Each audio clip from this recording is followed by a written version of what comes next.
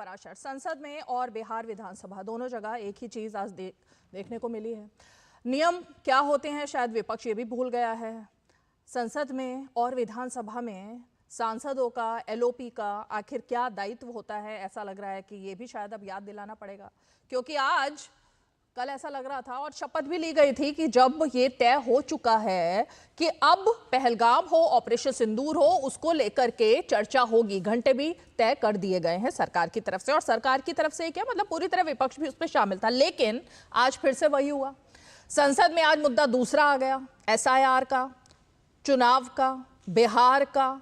इसको लेकर आज हंगामा बर्पा किया गया और हमने देखा कि किस तरह से संसदीय कार्य मंत्री किरण रिजिजू बहुत बेबस नजर आए। उन्होंने बार बार कहा कि ये तो जनता का भी अपमान है, मैंडेट का भी अपमान है, और जिन्होंने आपको चुनकर भेजा है ना सिर्फ उनका बल्कि उनके पैसों का भी अपमान है।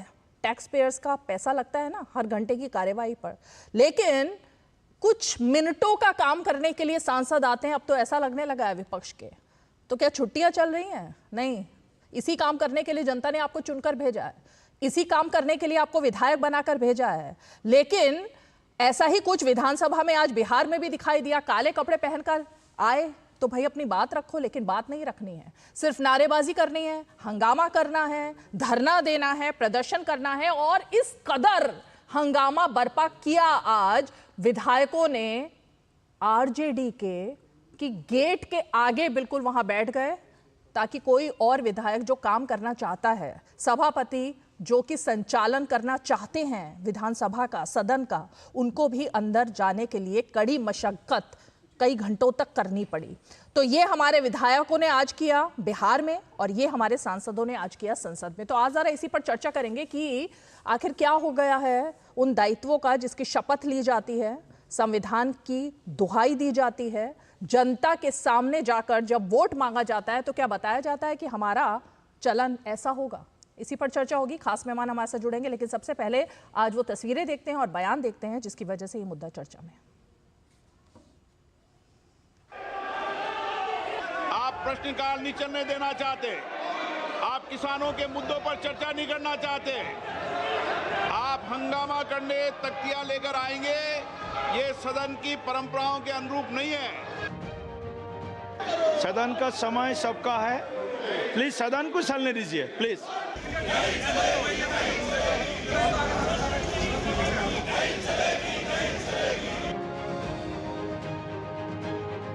हम चर्चा के लिए तैयार है, फिर ये सदन चलने नहीं देते हैं। ये डबल स्टैंडर्ड बिल्कुल गलत बात है। चर्चा चाहते हैं तो ये हंगामा मत करो।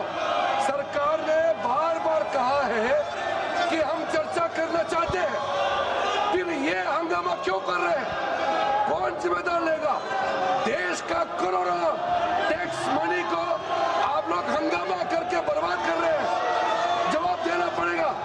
हम लोग सुबह से तैयार करके आते हैं, बिजनेस लेके आते हैं, चर्चा के लिए हम लोग तैयार हैं। आप लोग सदन का समय बर्बाद कर रहे हैं।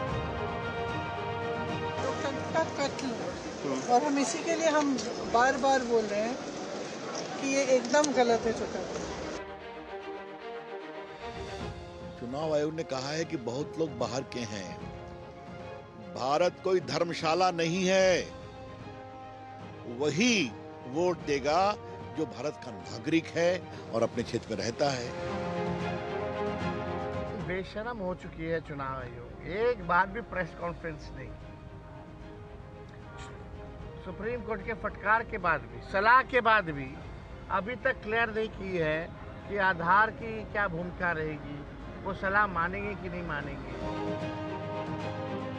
क्या 2003 में नरेंद्र मोदी देश के प्रधानमंत्री थे?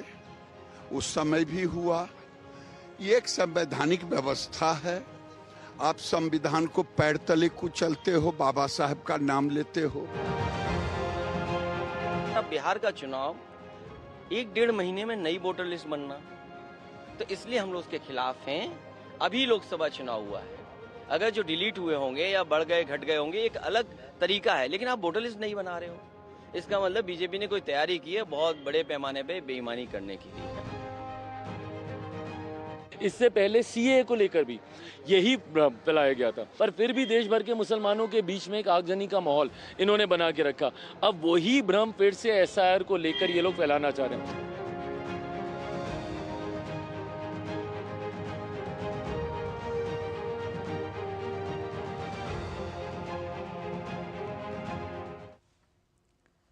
तो बहाना आज एसआईआर का था, कल एक बहाना था ऑपरेशन सिंदूर का, लेकिन दुख की बात यह है कि जिसे मुद्दा बनाया जा रहा है किसानों का मुद्दा, आज किसानों के मुद्दे पर चर्चा होनी थी लोकसभा में और बहुत सारे सांसद जो हैं वो तैयारी करके आए थे कि अपने अपने इलाकों से किसानों की जो मांगे हैं, किसानों के जो मुद्दे हैं उसको आज संसद में रखेंगे, सदन में रखेंगे, लेकिन सब वेस्ट चला गया। क्यों चला गया वेस्ट? बाहर निकलकर तो किसानों की बात की जाती है ना, बेरोजगारी की बात की जाती है, लेकिन जब टाइम निर्धारित किया गया था तो क्यों फिर उस मुद्दे को आज भटकाया गया फिर से? जरा इसी पर चर्चा शुरू करते हैं। खास मेहमान हमारे साथ जुड़ चुके हैं। हमारे साथ गोपाल कृष्ण अग्रवाल जी बीजेपी का पक्ष रखने के लिए बीजेपी के राष्ट्रीय प्रवक्ता मौजूद है। हमारे साथ स्टूडियो में तहसीन पूनावाला जी मौजूद है, राजनीतिक विश्लेषक। हमारे साथ अनुप्रिया जी मौजूद है, जेडीयू का पक्ष रखने के लिए उनकी प्रवक्ता। राजकुमार राजन जी हमारे साथ आरजेडी के प्रवक्ता हैं और स्टूडियो में एक और खास मेहमान वरिष्ठ पत्रकार और राजनीतिक विश्लेषक राकेश शुक्ला जी हमारे साथ मौजूद है। तहसीन पूनावाला जी, मैं शुरुआत आपसे करना चाहूंगी। सरकारी जो दफ्तर होते हैं उसमें दूरदर्शन भी शामिल है, सभी जगह पर कोई भी जो काम करने वाले लोग हैं उन सबकी एक शिफ्ट होती है, 8.5 घंटे काम करना होता है, 9 घंटे काम करना होता है। उसके बीच में आप ना पिकनिक मना सकते हैं, ना आप लंच पे निकल सकते हैं, आप एक टाइम निर्धारित होता है लंच का भी। मेरे ख्याल से सबसे ज़्यादा मज़े तो विपक्ष के चल रहे हैं। जिस काम के लिए उनको चुनकर भेजा, 11 बजे आओ, हल्ला मचाओ, 5 मिनट चलवाओ, उसके बाद निकल लो, फिर 12 बजे आओ, 2 मिनट काम चलेगा, फिर निकल लो, 2 बजे आओ, फिर हल्ला मचाओ, फिर गायब। मजे तो सबसे ज्यादा विपक्ष के, ऐसा लग रहा है मुझे। तो जनता तो पूछेगी ना ये बात। थैंक यू रीमा जी, आपके शो में मुझे शिरकत करने का मौका मिला और बहुत अच्छी बात आपने बताई कि विपक्ष शायद मजाक कर रहा है, देश के जनता का पैसा बर्बाद कर रहा है। यही बात, बिल्कुल यही बात, इससे चेंज कभी हम नहीं करेंगे। माननीय सुषमा स्वराज जी और अरुण जेटली जी आज स्वर्गवासी है, हमारे बीच नहीं रहे। जब पूरा का पूरा सेशन वॉश आउट करा रहे थे, वो भी जनता का पैसा वेस्ट करा रहे थे, वो भी मजाक कर रहे थे, वो भी सरकारी दफ्तर के हिसाब से काम नहीं कर रहे थे। और मैं सुषमा स्वराज जी को कोट कर रहा हूँ जो उन्होंने दूरदर्शन को कहा। उन्होंने कहा पार्लियामेंट नहीं चलने देना ये विपक्ष का अधिकार है। मैं माननीय अरुण जेटली जी को भी कोट करता हूँ, पार्लियामेंट के बाहर दूरदर्शन को कहा उन्होंने कहा विपक्ष का ये जमहूरियत में अधिकार बनता है कि पार्लियामेंट में हंगामा करे। सुषमा स्वराज जी को मैं दोबारा से कोट करता हूं, दूरदर्शन की सारे कोट्स दूरदर्शन से, उन्होंने कहा कि हाउस जो है ये विपक्ष का होता है, हाउस जो है ये विपक्ष का होता है, चलाने की जिम्मेदारी सरकार की होती है। आप बिल्कुल सही कहे, ये बात उस वक्त भाजपा को नहीं समझा रहे थे। और आज अगर सरकार की चलाने की जिम्मेदारी, तो सरकार क्यों हाउस नहीं चला रहा और किस बात पे विपक्ष आवाज उठा रहा है? सवाल ये है। आपने क्योंकि दूरदर्शन का जिक्र किया और आपने कहा कि किसी भी पब्लिक सेक्टर यूनिट या किसी भी पब्लिक ऑफिस में एक जिम्मेदारी बनती है। सबसे बड़ी जिम्मेदारी इस लोकतंत्र में हम भारत के लोग, सबसे पहले 4 शब्द संविधान के, हम भारत के लोग, हम देश के प्रधानमंत्री, राष्ट्रपति, उपराष्ट्रपति, चीफ जस्टिस, मुख्यमंत्री, सबसे ऊपर हम भारत के लोग। अंबेडकर जी ने हमें मौका दिया, ये इसको हमें स्थान दिया है। अगर हम भारत के लोग को डिलीट कर दिया जाएगा, हमें मौका नहीं दिया जाएगा, हमें इस देश की नागरिकता से निकाला जाएगा, तो हंगामा करना मेरा कर्तव्य है, मेरा धर्म है और मैं ये देश और संविधान के लिए कर रहा हूं। हंगामा करना तो कर्तव्य है, लेकिन सिर्फ हंगामा करना तो कर्तव्य है ऐसा सिर्फ हंगामा करना मेरा मकसद नहीं है।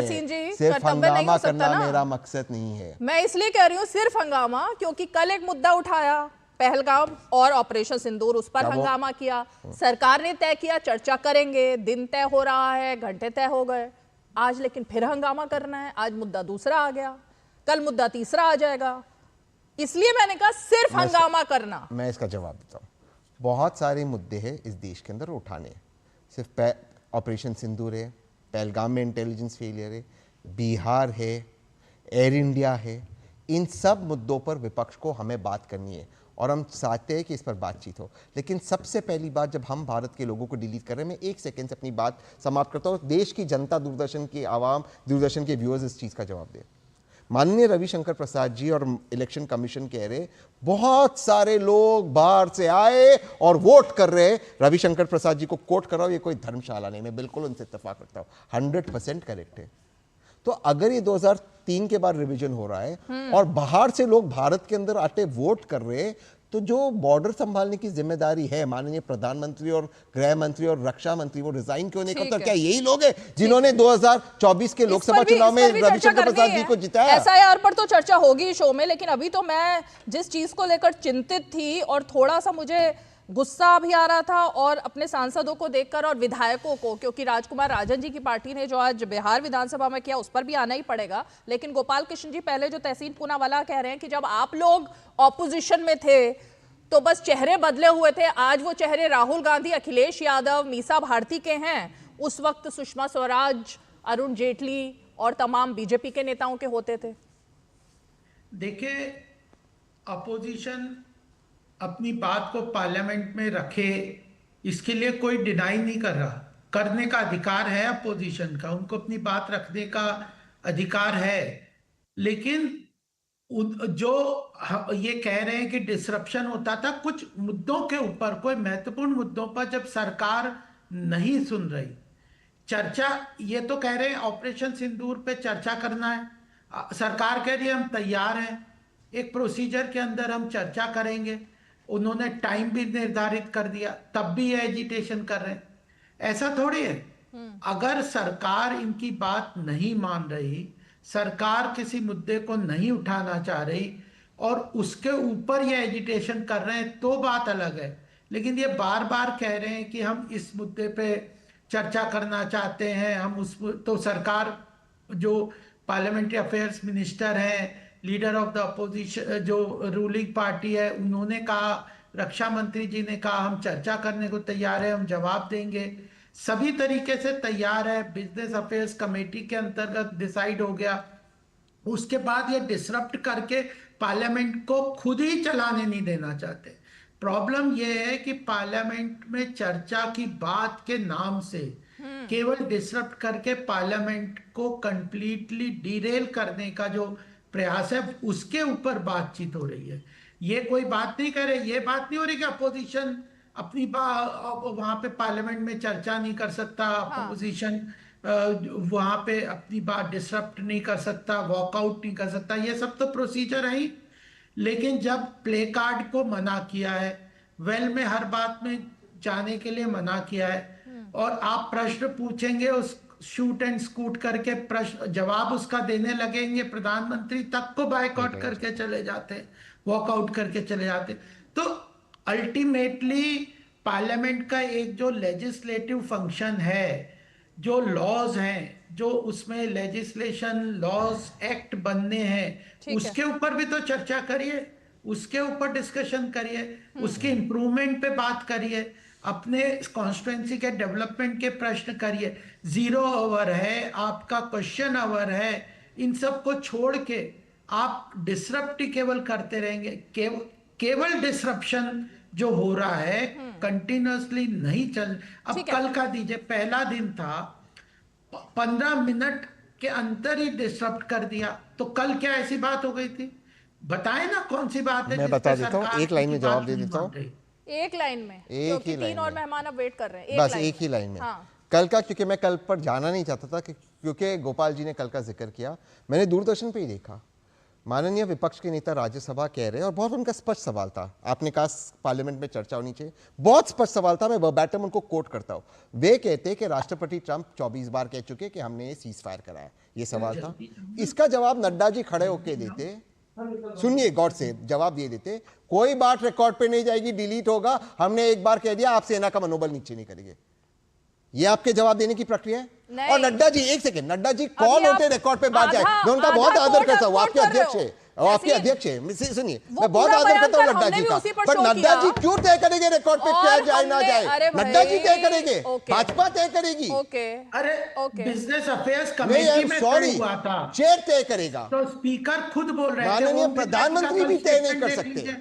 और जगदम्बिका पाल जी का स्टेटमेंट नहीं, वो लोकसभा है सर, कह रहे हैं कि हम चर्चा करने को तैयार हैं सर। माफी चाहता हूं, बार रिक्वेस्ट कर रहे हैं सर, माफी कि चाहता आप हूं, चर्चा करने की हम तय राज्यसभा हो में गए, आप बात करेंगे। राज्यसभा की बात कर रहा हूं, आप राज्यसभा में बोलिए। तहसीन, कल आप मेरे शो में नहीं थे, लेकिन इसी पर मैंने पूरा शो किया था, और वो बाइट जो आपने एक लाइन काट करके बताई है, वो पूरी बाइट अगर आप सुनते, बयान नड्डा जी का, वो ये कह रहे हैं कि हम एक एक पहलू पर, एक एक बात पर चर्चा के लिए तैयार हैं। पूरे विश्व को हम ये नहीं बताएंगे कि पहलगाम में क्या हुआ, उसके बाद हमारा क्या उसके पीछे मोटिव था और हमने क्या किया, वो आपने नहीं सुना। यही तो बात होती है ना, आधी अधूरी जानकारी और आधा अधूरा बयान चलाने से। आधा अधूरा बयान नहीं चलाना। आपसे ज्यादा रिसर्च कोई नहीं, मैं कहूंगी प्रोड्यूसर से वो बाइट हमने कल ही चलाई है, वो पूरी बाइट हम चलाएंगे अभी, वो पूरी बाइट। कौन होते हुए कहने? अरे भाई पूरी बाइट सुनेंगे अभी, अभी उन्होंने कहा या नहीं कहा? अभी पूरी बाइट सुन लेंगे। मैं एक लाइन, ऑन रिकॉर्ड नहीं जाएगा, मैं क्लिप को काट करके एक बाइट आधे सेकंड की नहीं चलाती, मैं उसका पूरा का पूरा वर्जन चलाती हूँ। इसीलिए मैं क्लिप कटुआ नहीं बनती हूँ, मैं नहीं बन सकती। लेकिन चलिए ठीक है, आगे बनते हैं। राजकुमार राजन जी, कुछ ऐसा ही सीन विधानसभा में भी आज दिखाई दिया। मतलब ये नौबत आ गई कि मार्शल जो है वो मशक्कत कर रहे हैं कि विधायक अंदर जा पाए गेट से, लेकिन नहीं जा पा रहे हैं क्योंकि गेट को ब्लॉक कर दिया गया है। तो मांगे रखने का क्या यही तरीका हो सकता है? रीमा जी, अभी भी हमारे राजनीतिक विश्लेषक तहसीन जी ने बहुत विस्तार से उन बातों का उल्लेख किया जिस पर आप डिबेट कर रही हैं। मैं समझता हूं कि उन बातों को दोहराना पुनरावृत्ति होगी, तो मैं उन बातों पर नहीं जाता हूं। मूल रूप से उन समस्याओं को समझिए जो संविधान का मूल अधिकार है, मतदान सूची में उसका नाम होना, उससे उसकी नागरिकता प्रमाणित होती है, उससे उसको उस लिस्ट में नाम होने से सरकार की अभी तो मैं तरीके पर बात कर रही थी, उपयोग करता ये तरीका ठीक है क्या? अभी तो मैं तरीके पर हूं। नहीं, पहले सुन लीजिए रीमा जी।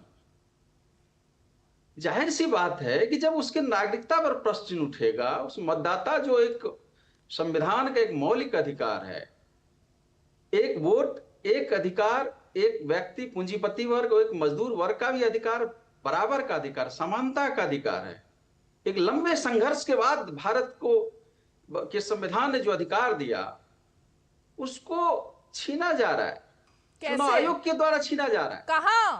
इन चीजों को समझने के लिए कैसे छीना जा रहा है? हाँ जी, हाँ, मैं बता रहा हूं किन मुद्दों पर किस तरह से क्या षड्यंत्र हो रहा है। आप देखिए, बिहार का लगभग 73% बाढ़ ग्रसित इलाका है। आप समझिए एक स्टेट का 73% भूभाग जब बाढ़ से पीड़ित होगा, मानसून से पीड़ित होगा, जिसके घर पर छत नहीं है। अभी अभी आपने एक साल पहले चुनाव कराया है, लोकसभा चुनाव, वहां से 40 MP जीत कर गया है, उस पर आपकी सरकार चल रही है। अचानक से आपने उससे संदेह करना शुरू कर दिया, अचानक घुसपैठिए आ गए। यह जताता है कि किसी न किसी रूप में एक षड्यंत्र चल रहा है। उन दलित पिछड़ों, अल्पसंख्यकों को उनसे अधिकार से वंचित किया जा रहा है, जो अधिकार उसका मूल अधिकार है, जिसके अधिकार पर उसे आम जनता और जो नेतागण तो पूछते हैं, उसका महत्व देते हैं, उसके दरवाजे पर जाते हैं, उसके घर में जाकर खाना खाते हैं। अब कैसे उसको उससे निकाला जा रहा है? ठीक है, अब जरा सोचिए, जो 11 सूची में आप नाम दिया है, वह उन सूचियों में उसके कागजात उसके पास नहीं है, वह कहां से लाएगा? वह अपने घर द्वार में जो पानी घुस जाता है, अपने जानवरों को लेकर वह बांध पर बड़े ऊंचे जगह पर चला जाता है, नाव से वह तैरता है, नाव से वह इधर उधर यातायात का साधन करता है। जवाब देते हैं। सुन लीजिए, दो तीन प्रमुख बिंदु और मैं रखना चाहता हूं। आप जरा सोचिए, क्या फोटो कॉपी मांग रहे हैं? फोटो कॉपी उसे उसके घर से 5 किलोमीटर दूर है, पानी बाढ़ से उसे नाव पर जाना पड़ता है।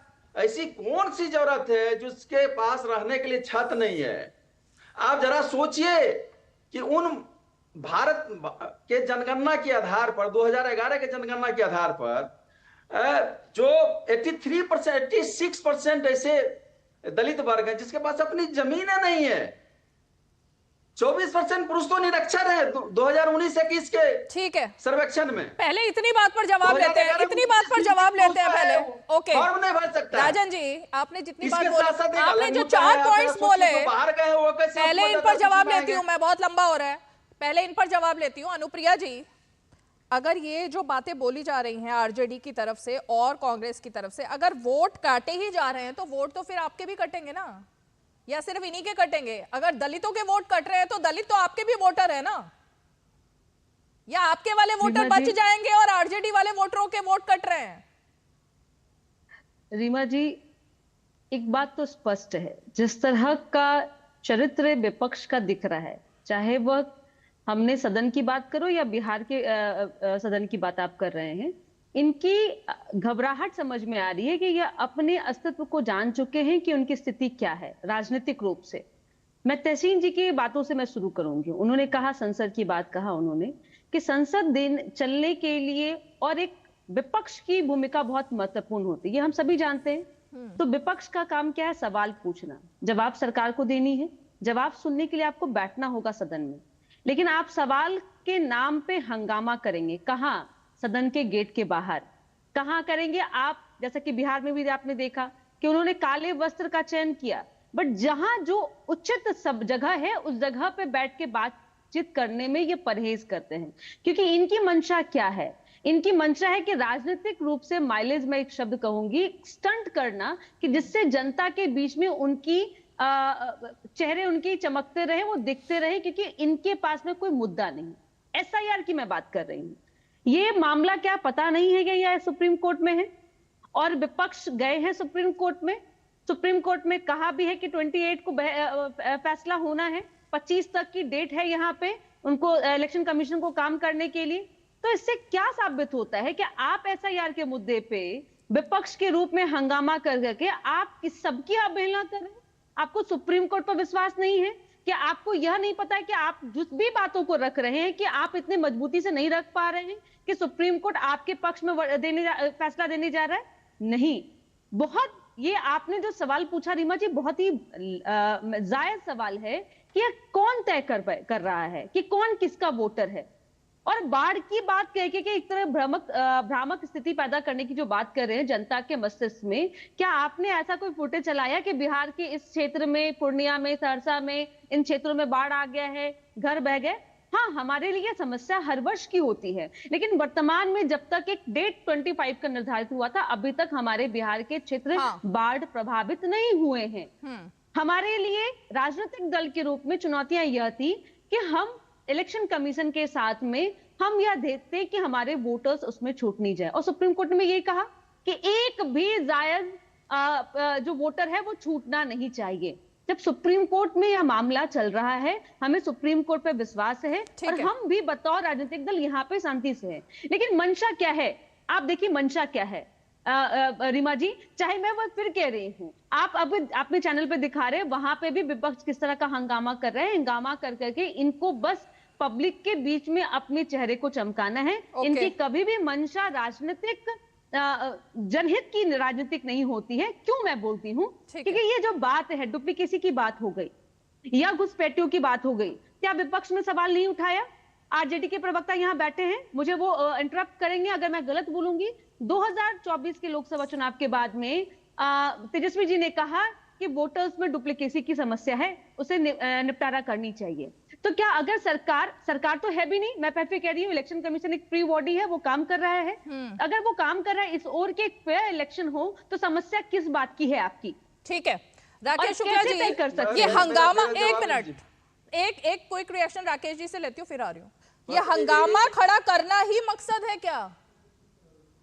क्योंकि बांग्लादेशी घुसपैठी है, अब ये किसके वोटर है, ये भी तो सवाल खड़े हो रहे हैं ना। फिर राकेश शुक्ला जी, देखिए रीमा जी, किसके वोटर हैं ये?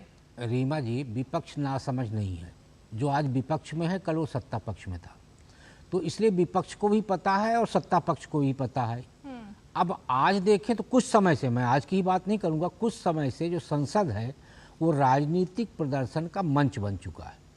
अब उसमें जो सबसे बड़ा समस्या आ रही है, समस्या आ रही उन सांसदों के लिए जो सांसद अपने क्षेत्र का विषय नहीं उठा पा रहे, चाहे वो सत्ता पक्ष का हो या विपक्ष का हो। अब उसके सामने जो दूसरी बड़ी समस्या आ रही है, वो आ रही है पार्टी की जंजीर से बंधे होने का। क्योंकि वहाँ पे मेरा मानना है कि प्रश्नकाल और शून्यकाल के समय पर पार्टी की बाध्यता यदि खत्म होगी तो अधिकांश सांसद उपस्थित रहेंगे और ये कम से कम 1 से 1.5 घंटे का टाइम हंगामे की भेंट नहीं चढ़ेगा। मतलब जानबूझकर हंगामा हो रहा है।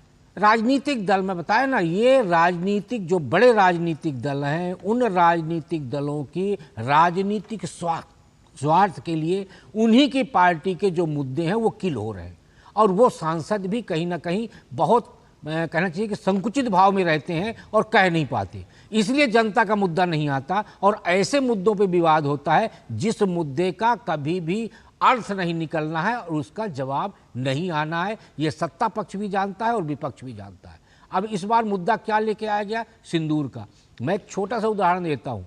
सिंदूर के मुद्दे पे इसलिए कोई हल नहीं निकलेगा क्योंकि सिंदूर के मुद्दे का एक जो बड़ा विषय है वो कल प्रधानमंत्री जी ने संसद के अंदर की दिशा अपने संबोधन में स्पष्ट कर दिया है कि विजय उत्सव होगा, सैनिकों का सम्मान होगा।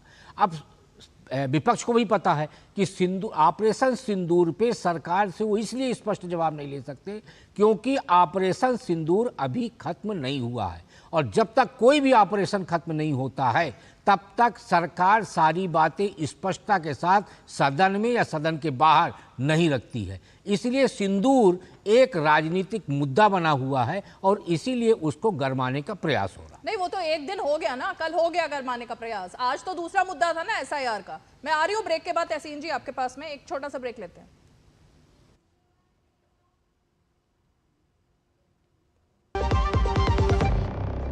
सर बीड़ी पुलाव ट्राई करो, मस्त है। कैसा है? अरे उसको काहे को घूरता है? टिप्स इग्नोर करने का, अपना दिमाग लगाकर ऑर्डर देने का। मार्केट का स्टॉक टिप्स बहुत लोग देता है, डेंजरस हो सकता है। कंपनी और रिस्क पूरा समझने का, फिर इन्वेस्ट करने का। सोच कर समझ कर इन्वेस्ट कर। जो लक्ष्य चुना था समझ आने लगा है। GLA यूनिवर्सिटी, उच्च लक्ष्य की निश्चित प्राप्ति। नहीं तो सवाल यह है तहसीन पूनावाला कि आखिर भारत कोई धर्मशाला तो है नहीं, बिल्कुल, और धर्मशाला समझना भी नहीं चाहिए किसी को भी। जैसे हम अपने घर पे भी कहते हैं कि भाई हमारा घर है, कोई धर्मशाला नहीं है। यहाँ पे आने का, जाने का, रहने का एक कुछ ना कुछ तो एक टाइम टेबल कुछ तो होता है ना, एक डेकोरम। इसी तरह देश भी तो होता है। अब ये बांग्लादेशी और घुसपैठियों से किसको प्यार है? वर्तमान सरकार को, वर्तमान सरकार को प्यार है। इलू इलू करते रहते, लव यू के लव लेटर लिखते, ब्रेकअप करते ही नहीं।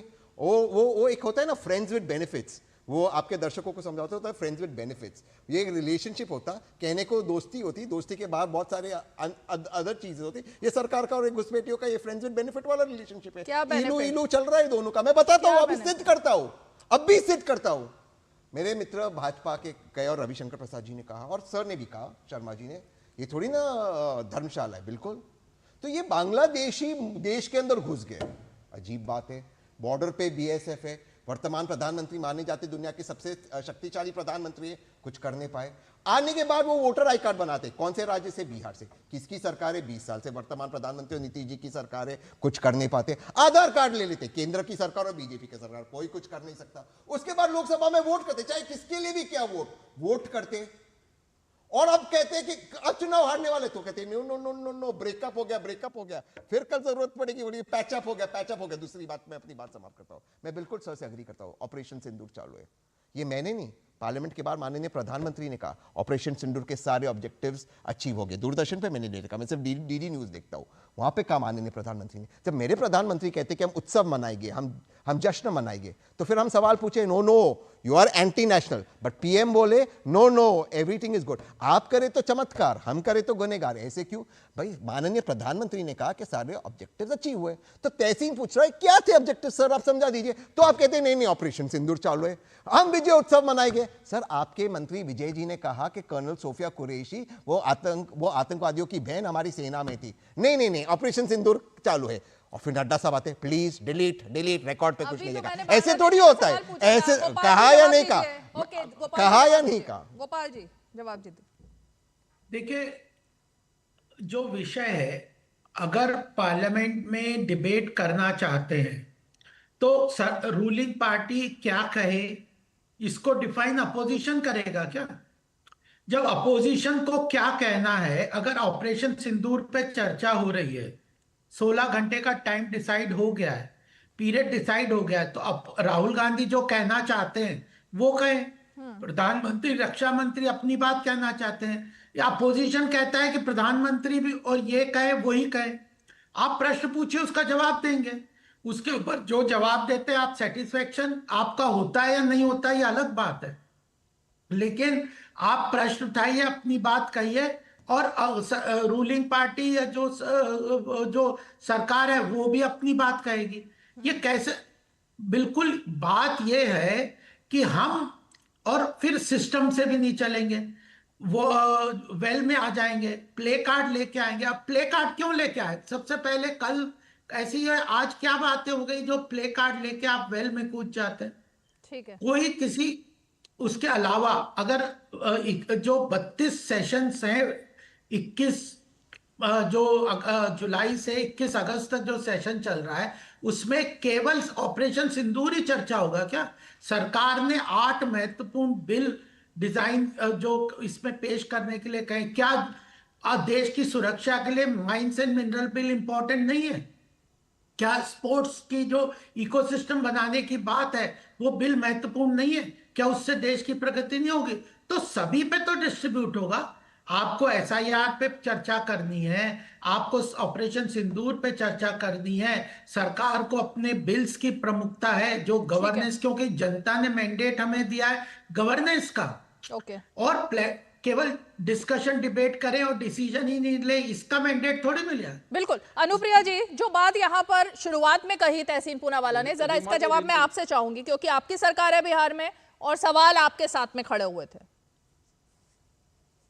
नहीं, आप SIR की बात कर रहे हैं? हाँ, रीमा जी, बांग्लादेशी और घुसपैठियों के साथ किसकी दोस्ती है? फ्रेंड्स विद बेनिफिट्स कौन है? नहीं, मैं पूछती हूँ कि केंद्र में सरकार कितने वर्षों से है? 2014 से NDA की सरकार है। तहसीन जी बताइए, इसके पहले लालू प्रसाद यादव जी ने बहुत पहले ही कहा था, जब NDA की सरकार नहीं थी तब कांग्रेस की सरकार थी, उन्होंने बहुत पहले से सवाल उठाया है कि घुसपैठिए हैं। तो जिम्मेदारी, आप एक फ्रेंडशिप और ब्रेकअप की बात कर करके, इधर उधर की बात कर करके आप बहुत सफाई से निकल नहीं सकते। मैं फिर कह रही हूँ कि इलेक्शन कमीशन का काम है तहसीन जी, और इसमें किसी भी पॉलिटिकल पार्टी का क्या रोल है मुझे बता दीजिए। और जितनी छटपटाहट आपको हो रही है, आपको हो रही है कि भाई नहीं, मेरे वोटर्स को डिस्टर्ब किया जाएगा, तो आप मान लें कि घुसपैठी के दम पे आपकी सरकार बनने वाली है? आप घुसपैठियों को ही अपना वोटर मानते हैं? क्यों मानते हैं मैं बताती हूँ। इसलिए, और मानते भी हैं क्योंकि बिहार में जिस तरह से सरकार ने 3 विधेयक या 3 ऐसे स्कीम बिहार की जनता के लिए रखा है, आपको पता होगा 125 यूनिट बिजली फ्री की गई है, महिलाओं को 35% रिजर्वेशन दिया गया विद डोमिसाइल, आपको बेटियों को यहाँ पे सामाजिक सुरक्षा पेंशन को बढ़ाया गया। इन पर चर्चा नहीं करेंगे ना, क्योंकि आपके लिए प्रदेश की जनता के कार्य महत्वपूर्ण नहीं है, क्योंकि आप जिन दलों के साथ रहते हैं वहां राजकुमारों की राजनीति चलती है कि राजकुमारों को राजगद्दी मिल जाए, शासन भी चाहिए, पार्टी की कमान चाहिए, सत्ता की भी शासन चाहिए।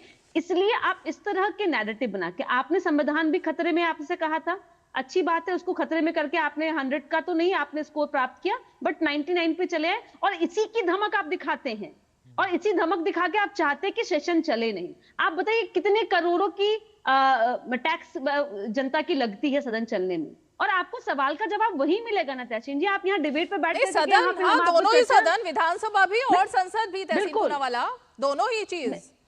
और फिर जब PM बोलते हैं तो हाउस में नहीं होते, वक्त पर डिबेट होती है तो LOP हाउस में नहीं होते। मैं आ रही थी, मैं वहीं आ रही थी। रीमा जी, आपको याद होगा कि इन्होंने कहा कि मोदी प्रधानमंत्री जी बोलते नहीं है, जब बोलते हैं तो ये सभी भाग जाते हैं। सेम दृश्य बिहार में भी होता है, मुख्यमंत्री जी बोलना चालू करते हैं तो विपक्ष ने बस एक एजेंडा बना लिया है कि भाई हमें बैठना नहीं है। क्यों नहीं बैठना है भाई? अब इनको समस्या है कि जवाब मिलने वाला है, सरकार जवाब दे रही है, सरकार काम करिए, और सरकार के लिए उनके पूरे प्रदेश की जनता और देश की जनता परिवार है, लेकिन इनके लिए कुछ ही लोग परिवार है ना। जैसे माई बहन योजना भी चलता है, RJD के अंदर में चलता है। तहसीन जी, आपके यहाँ चलता है कि नहीं चलता? कांग्रेस में बता दीजिए। तहसीन पूनावाला, उसके बाद राजन जी, दोनों ये आपके यहाँ माई बहन योजना जो है, आपने छत्तीसगढ़ में भी कहा था, जो कि वहां चल नहीं रहा है। आप वहां पेमेंट नहीं कर रहे हैं वहां पे महिलाओं को।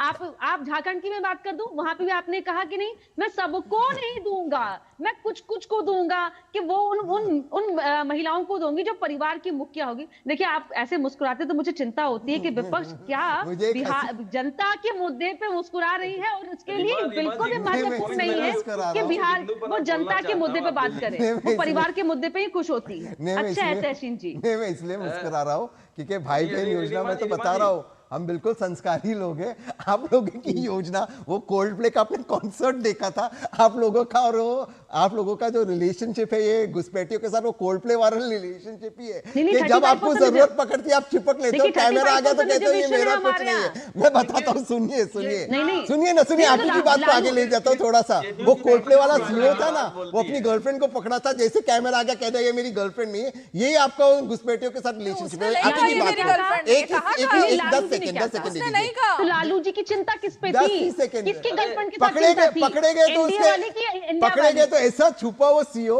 वैसे ही सरकार छुप रही है। देखिए ना, सुनिए ना लैंग्वेज में अच्छा प्लीज मेरी बात सुन लीजिए प्लीज। एक मिनट में कहूंगी कि आप लालू जी क्या बोलते हैं, किसकी मैं तो गर्लफ्रेंड है, बिल्कुल मान रहा हूं लालू जी की बात। बताइए, तो चिंता के विषय तो ये हमारे लिए है ना। आप एक बात बताइए, क्या आपके लिए चिंता का विषय नहीं है? आप नहीं चाहते कि फेयर इलेक्शन हो? आप नहीं चाहते हो कि जो जेन्युइन हमारे यहाँ वोटर्स है उनके मतों का इस्तेमाल करना चाहिए? दूसरे स्पीकर भी वही पॉइंट है, अगर आप बुरा ना माने अपना जवाब दे दो। बिल्कुल आप सही कह रहे हैं, लालू जी ने कहा, लालू जी क्या ममता जी ने भी कहा, मैं बिल्कुल उससे इत्तेफाक करता हूं। 20 साल हो गए उस बात को, 20 साल से आप सरकार में हो, 10 साल से माननीय मोदी जी है।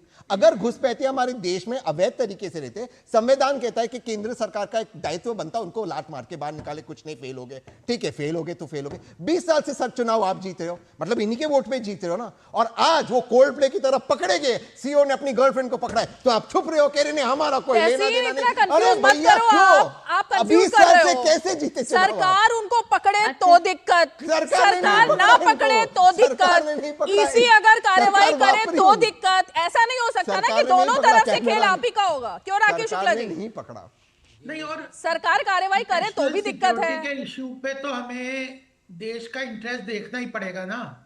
अगर घुसपैठिए, ये केवल घुसपैठिए देश में रह के देश की सरकार को चुनने में अपनी भागीदारी सुनिश्चित करने का ये जो प्रक्रिया चल रही है, ये तो बहुत ही घातक है हमारे प्रजातंत्र के लिए। तो उन 10 लाख लोगों को अरेस्ट किया बिहार में। सबसे बड़ी बात यह है कि प्रूफ है, आपने सुप्रीम कोर्ट में गए, सुप्रीम कोर्ट ने कहा कि हम इलेक्शन कमीशन की प्रक्रिया को नहीं रोकेंगे, इलेक्शन कमीशन के विशेषाधिकार के अंतर्गत है ये। तो आप देश में प्रजातंत्र के इंस्टीट्यूशंस की बिल्कुल रिस्पेक्ट नहीं करेंगे क्या? केवल अपोजिशन कहेगा वही चलेगा, इलेक्शन कमीशन को नहीं मानेंगे। राजन जी, क्या ये पहले से पहले, अभी चुनाव हुआ नहीं है, एक सेकंड, अभी चुनाव हुआ नहीं है, आ रही हूँ मैं एक मिनट। राजन जी, अभी चुनाव हुआ नहीं है, अभी तो प्रक्रिया ही चल रही है। क्या ये पहले से पहले एक लूजर वाला खेल नहीं खेला जा रहा है कि रिजल्ट से पहले ईवीएम पर सवाल, इलेक्शन कमीशन पर सवाल, और उसके बाद ठीकरा किसी और ये वोट काटने की प्रक्रिया ही नहीं है? तो ये राजन जी कुछ सोची समझी रणनीति का हिस्सा है क्या? देखिए नहीं, और वोट काटने की चेकिंग हो रही हैरानी होती है, करने में क्या प्रॉब्लम है? आप पहले उनको चुप करें। रिमा जी, बहुत हैरानी होती है जब जेडीयू इस तरह की भाषाओं का प्रयोग करती है कि घुसपैठिए आ गए। अरे 20 साल से सरकार में तो क्यों ना दिया, आप नहीं आने देते ना। घुसपैठिए के नाम पर आप दलित अल्पसंख्यक पिछड़े वर्ग को हटाना चाहते हैं। इसलिए कई बार मैं कहता हूं तो जेडीयू के प्रवक्ता बड़ी गुस्सा जाती हैं कि मुख्यमंत्री अचेत अवस्था में, अगर चेत अवस्था में रहते तो इस तरह घटनाएं नहीं होती। आप नहीं रीमा जी इस तरह की बात कर रहे हैं। की जनता को जातीय जनगणना के आधार पर समझने की जरूरत है।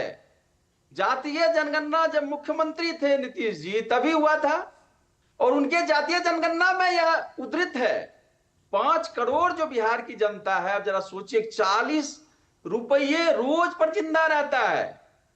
4 करोड़ ऐसी जनता जो देखिए जवाब नहीं देंगे पर जिंदा रहता है। ये आंकड़े तो छोटे से आंकड़े हैं। अब जरा सोचिए कि आप मतदाता सूची से उसको बाहर करना चाहते हैं। ऐसा लगता है कि जेडीयू ये समझ नहीं पा रही है। राजन जी कि कैसे बिहार की पता जनता, आपको कि बिहार आप की ही के जनता की वोटर जो है वो समस्या जिनको है, बाहर कर रहे हैं? एक मिनट मुझे टाइम दीजिए। राजन सत्ता चला रहे जी हैं। ये कैसे पता एक लगता मिनट, है कि वो आप ही के वोटर है जिनको बाहर किया जा रहा है? रीमा जी भाई एक मिनट उसको मुझे रहने समझ के लिए दीजिए, घर एक नहीं मिनट। है, कैसे छत पता? नहीं है, पानी उसके सर से निकलता है। अरे भाई राजन जी ये कैसे अब पता उसको वो आप ही के 11 सूची वोटर में है जिनका नाम कागजात कटेगा? कैसे पता आपको? जिसका भी कटे, रीमा जी, एक मूल मिनट मुझे समझ भावना दीजिए। है बिहार की आम जनता जो दलित पिछड़ा वर्ग है उसके मूल अधिकार पर हमला हो रहा है। चुनाव आयोग देखिए सुप्रीम कोर्ट ने क्या कहा आधार कार्ड को मानिए, राशन कार्ड को मानिए। क्या चुनाव आयोग ने इस पर ध्यान दिया?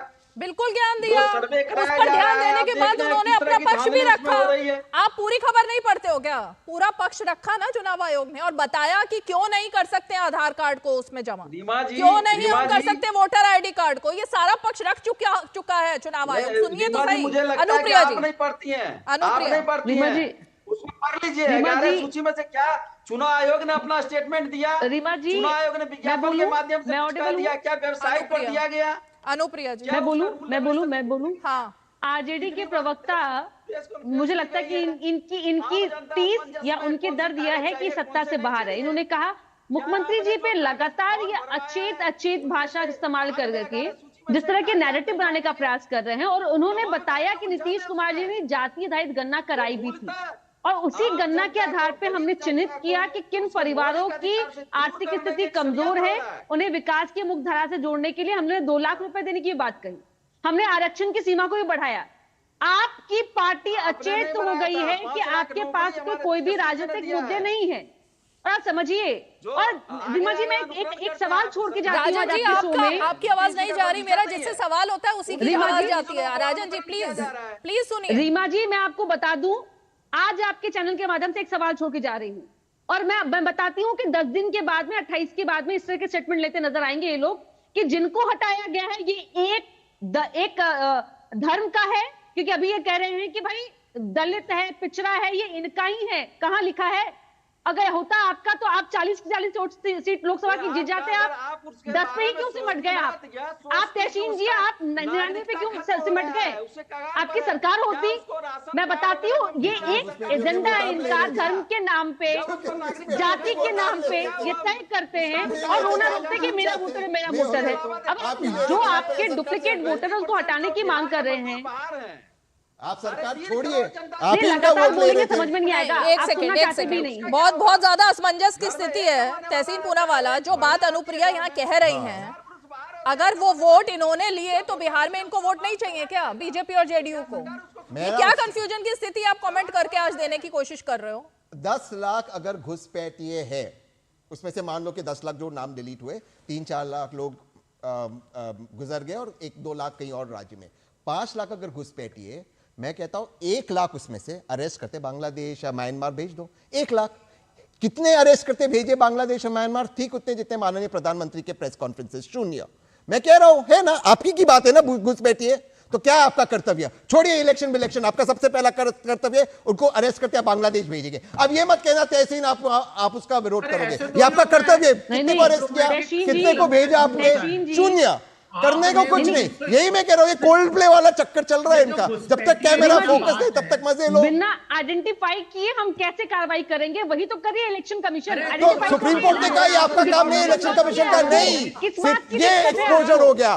सुप्रीम तो इलेक्शन कमीशन सिटीजनशिप आइडेंटिफाई कर रहा है। नहीं, आपने बहुत बड़ी बात कही है, बहुत जिम्मेदार व्यक्ति हो आप सर, आप बहुत वरिष्ठ हो। क्या इलेक्शन कमीशन सिटीजनशिप आइडेंटिफाई कर सकता है सर? सुप्रीम कोर्ट ने मना किया, ये आपने अभी कहा है। मैंने बता दीजिए, बता दीजिए, बता दीजिए। मतलब ये था कि इलेक्शन कमीशन जो काम कर रहा है वो करने नहीं दिया जा रहा। आप मत बचाओ, मैं बचाव नहीं कर रही, मैं एक बात बता रही हूं। रीमा जी छोड़ दो, मैं बोल रही हूँ। तो ये बता दे कि जिनका नाम कटा है वो जेन्युइन वोटर है। तहसीन जी ये आप ही कर दीजिए, ये हमारा काम अगर नहीं है तो आप बताइए कि वो वोटर जेन्युइन है, वो इंडियन सिटीजन है। बर्डन ऑफ प्रूफ स्टेट के ऊपर होता है, इंडिविजुअल पे नहीं होता है। जेन्युइन वोटर को हटाया जा रहा है। नहीं मैम, मैं आपको नहीं मैम, बड़े विनम्रता से, बर्डन ऑफ प्रूफ हमेशा राज्य पे होता है। तो वही तो कर रहे हैं राज्य सरकार ने, तो कह दिया ना, इलेक्शन कमीशन का अधिकार नहीं जो उन्होंने कहा, वो गृह मंत्रालय का अधिकार है। इलेक्शन कमीशन का उसमें अधिकार नहीं आता। वही तो सुप्रीम कोर्ट ने पहला लाइन राकेश शुक्ला जी थोड़ा समझाइए, क्योंकि बहुत ज्यादा कंफ्यूज करने की कोशिश हो रही है यहाँ पर बात को। नहीं देखिए, ये बात सही है कि चुनाव आयोग को नागरिकता की पहचान करने का अधिकार नहीं है, लेकिन चुनाव आयोग उसी को मतदाता बना सकता है जो भारत का नागरिक हो। बिल्कुल। तो जब भारत का नागरिक होने का प्रमाण तो चुनाव आयोग मांग सकता है। अब बार बार जो SIR को लेके आपत्ति उठाई जा रही है, तो मैं एक छोटा सा उदाहरण दूंगा कि मान लीजिए किसी शिक्षक की ने कॉपी जांची और कॉपी जांचते समय मान लीजिए उससे भूलवश किसी विद्यार्थी को या तो ज़्यादा नंबर चला गया है या कम नंबर चला गया, और वो पुनः उस कॉपी को यदि जांचता है और अब अपग्रेड करता है उस पर, यानी वास्तविक नंबर देता है, तो क्या वो अपराधी होगा? उसी तरह से यदि मान लीजिए चुनाव आयोग से लोकसभा चुनाव के दौरान नहीं हुआ उस सुधार, और यदि वो चाहता है कि आगामी चुनाव में वो मतदाता सूची बेहतर तरीके से सुधर सके, तो क्या ये अपराध की श्रेणी में आएगा या चुनाव आयोग के पक्षपात की श्रेणी में आएगा? मुझे लगता है जिस तरीके से शिक्षक विद्यार्थी के साथ किए गए कार्य को लेकर व्यवस्थित कर रहा है, चुनाव आयोग की भी ये जिम्मेदारी है कि मतदाता सूची को सतत तरीके से व्यवस्थित करे। और इसीलिए यदि उसको डाउट हुआ है कि बिहार में मतदाता सूची में गड़बड़ी है और लोकसभा के चुनाव के बाद उसे लगा है, तो वो उसको अपग्रेड कर रही है। और यदि अपग्रेड कर रही है तो वहाँ पे किसी को परेशान नहीं होना चाहिए। क्यों? क्योंकि किसी को ये नहीं पता कि किसके मतदाता कट रहे हैं। और यदि वास्तविक मतदाता हैं तो चुनाव आयोग ने तो साफ कहा है कि 3 करोड़ मतदाताओं का नाम तो अपने आप है, लेकिन जिन पे आशंका है हम उन मतदाताओं की छानबीन कर रहे हैं। तो SIR से किसी को आपत्ति नहीं होनी चाहिए और इसे उसी तरह राजनीतिक मुद्दा ना बनाया जाए जैसे EVM को बनाया। राजन जी, मेरे ख्याल से लाउड एंड क्लियर उन्होंने समझा दिया है क्या मामला है, क्यों ये सभी के पक्ष में है और सभी के पक्ष से ज्यादा हर भारतीय के पक्ष में है। भाई जी को बिहार के पृष्ठभूमि के बारे में पता नहीं है। नहीं पता राकेश जी को से ना स्टूडियो में बैठकर बात करना बहुत आसान होता है। अरे आपको पता ही नहीं फिर उनकी पृष्ठभूमि के बारे में। अरे महाराज जी, यदि बाढ़ आया होगा तो BLO कैसे जाएगा वहाँ मतदाता सूची का परीक्षण करने?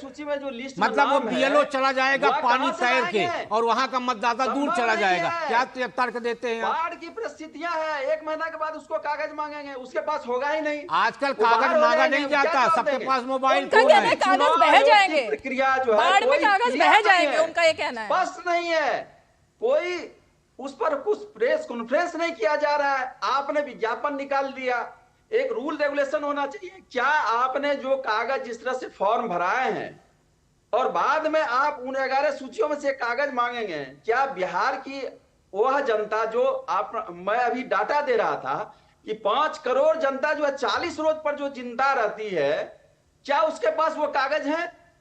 85% जो दलित है उसके पास सरकार जमीन की नहीं 11 है। योजनाओं का लाभ लेने के लिए लोग कागज दिखा सकते हैं और मतदाता सूची में नाम दर्ज कराने के लिए कागज नहीं दिखाया जा सकता। दलित पिछड़ों को उस लिस्ट से वो बाहर पहले तो निकालना आधार चाहते और हैं। वोटर आई कार्ड को माना नहीं ना उन्होंने। सवाल इस बात का है कि पहले माना नहीं, जो पेपर दिखा रहे तो मान रहे थे, अपना खुद का वोटर आई कार्ड नहीं मान रहे थे वो। तो मतदाता सूची में जोड़ने को लेकर तो विरोध हो चुका है। नहीं, ये तो बहुत हाइपोथेटिकल सवाल हो रहे हैं, बहुत ही हाइपोथेटिकल। अगर आधार कार्ड जुड़ना ही था वोटर आई कार्ड से तो उसको इलेक्शन कमीशन क्यों नहीं मान रही है? यदि उनको जिसको जोड़ना था उसको ही नहीं मान रहे। तो यदि उनको डाउट है तो उस डाउट को क्लियर करिए कि आप वहां के नागरिक हैं। आपने क्या कहा सर? आपने कहा कि जो सुविधाएं लेने के आप कागज दिखा रहे हो, जो कागज ले रहे सुविधा मैं ये कह रहा हूं कि अरे सुविधा लेने वाला कागज गोपाल जी प्रॉब्लम है क्या?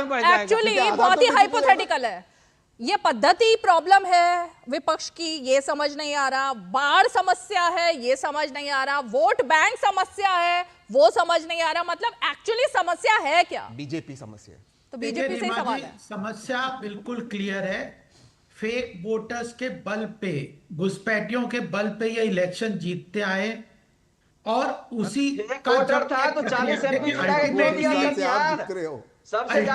बोल नहीं रहे अपोजिशन के लोग, लेकिन यह लोग इसी माध्यम से अपने इलेक्शन जीतते आए। और अल्टीमेटली ये कोई वोट, अगर किसी के पास पेपर नहीं है, किसी के पास उसने फेक कागजों से वोट बनवा लिया, तो क्या उसको अधिकार है क्या वोट देने का? नहीं है।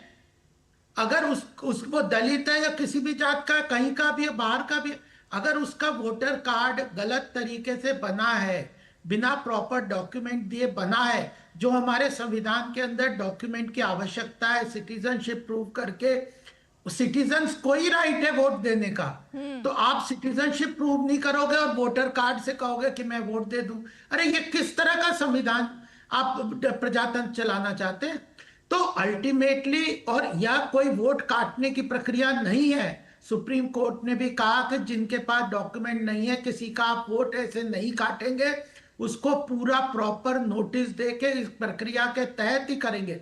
और अगर किसी के पास अपनी आइडेंटिटी प्रूफ नहीं है, सिटीजनशिप प्रूफ नहीं है, वोटर कार्ड ले दे के जो कागजात हैं वो नहीं है, तो उसने वोटर कार्ड कैसे लिया? अल्टीमेटली वही तो क्लियर है। तो प्रक्रिया बिल्कुल क्लियर है, ऑब्जेक्टिव क्लियर है, उसके ऊपर डिनाई नहीं कर सकते।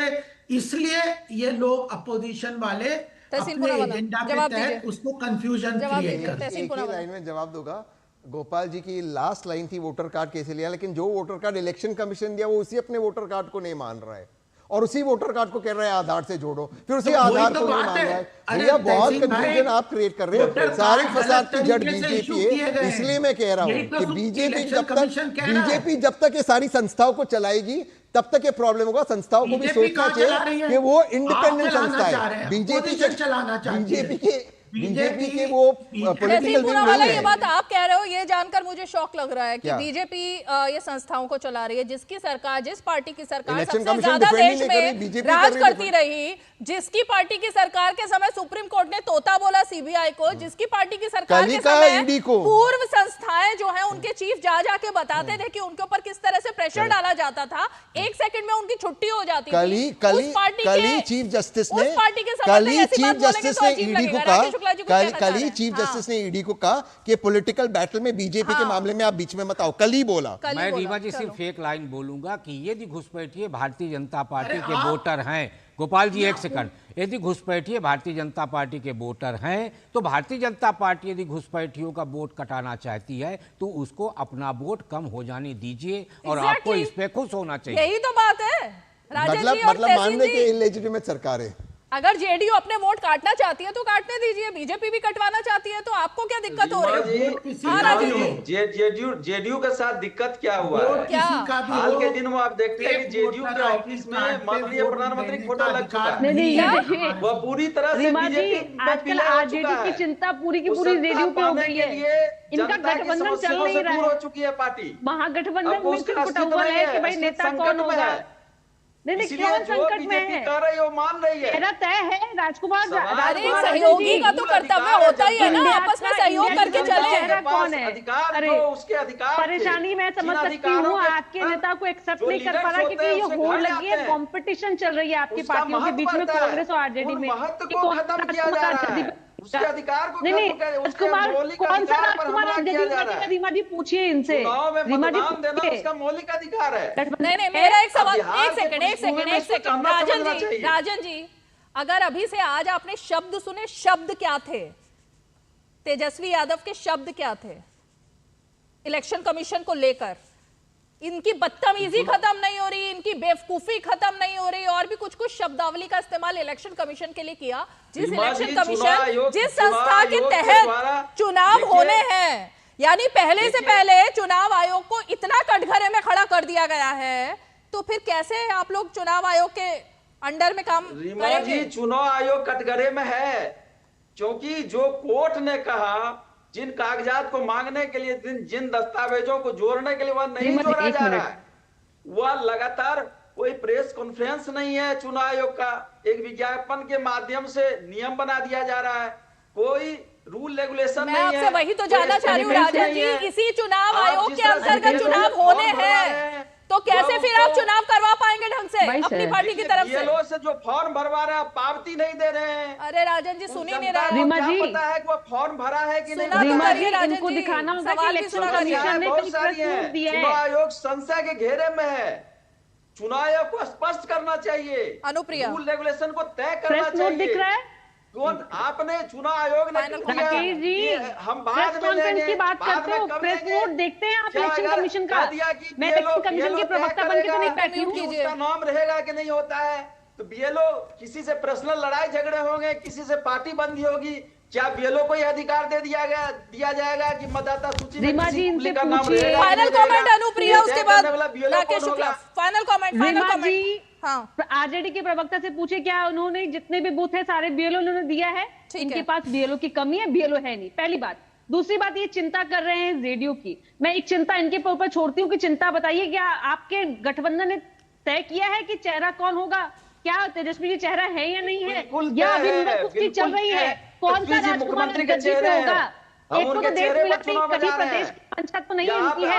देखिए, मैं समझ रही हूँ चिंता आपकी, मैं आपकी चिंता समझ रही हूँ। देखिए, एक तो परिवार में कलह है, दो भाइयों के बीच में झगड़ा, दो पार्टियों के बीच में झगड़ा, अब झगड़ा कौन सा निपटाएं? जनता मान नहीं रही है, और आप लगे हैं कि बीएलओ से लड़ाई, आप इलेक्शन कमीशन से तो लड़ते रहिए, इलेक्शन कमीशन से लड़ाई, और चुनाव जनता ने तय कर चुका है 2025 से फिर से नीतीश। ठीक है, एक लाइन राकेश शुक्ला जी, एक लाइन जल्दी से। सुप्रीम कोर्ट की अभी आपने तेजस्वी जी का जिक्र किया। दरअसल तेजस्वी जी के माथे पे कांग्रेस ने बल पैदा कर दिया है। जिस तरीके से वहां कन्हैया कुमार और पप्पू यादव को प्रोजेक्ट किया है कांग्रेस ने, उससे तेजस्वी यादव के माथे पे बल पैदा हो गया, इसलिए वो बोलते समय अब कुछ संतुलन नहीं कर पाते। हालांकि उन्होंने पप्पू यादव और कन्हैया को ट्रक में नहीं चढ़ने दिया रैली में, लेकिन वो जिस रफ्तार से आगे बढ़ने का प्रयास कर रहे हैं उसे रोकने में उनको जो कठिनाई आ रही, इसीलिए तेजस्वी यादव मुख्य रूप से परेशान है। वो चुनाव आयोग से ज्यादा अपने सहयोगी दल से ही परेशान नजर आ रहे हैं। ठीक है, बहुत बहुत शुक्रिया आप सभी खास मेहमान हमारे साथ। 5 की 50 मिनट वक्त नहीं है, वक्त खत्म है। बहुत बहुत शुक्रिया सभी खास मेहमान जुड़े। लेकिन सबसे बड़ी बात यही है, एसआईआर को लेकर के जिस तरह से हंगामा बरपा है वो अभी से नहीं, कुछ दिनों पहले से है, लेकिन संसद में तो काम चलने दीजिए। अब तो नियम भी तय हो गए हैं, घंटे भी तय हो गए हैं। कल क्या कोई और मुद्दा आने वाला है, या आज के बाद कल से कार्यवाही होगी, जनता के मुद्दे उठेंगे, इस बात का भरोसा हम लोगों को रखना चाहिए। 5 की पंचायत में आज इतना ही, कल फिर होगी मुलाकात, तब तक के लिए हमें दीजिए इजाजत। नमस्कार।